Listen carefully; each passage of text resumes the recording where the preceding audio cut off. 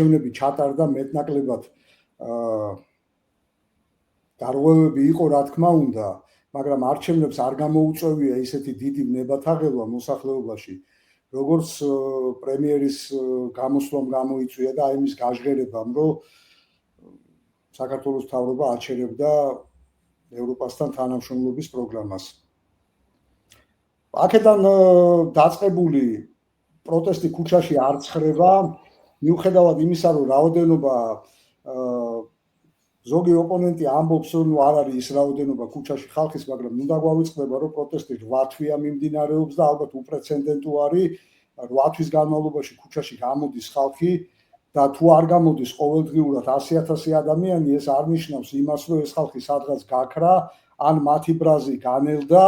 ან მათ თავიანთი პოზიცია შეიცვალეს. არა, რა თქმა უნდა,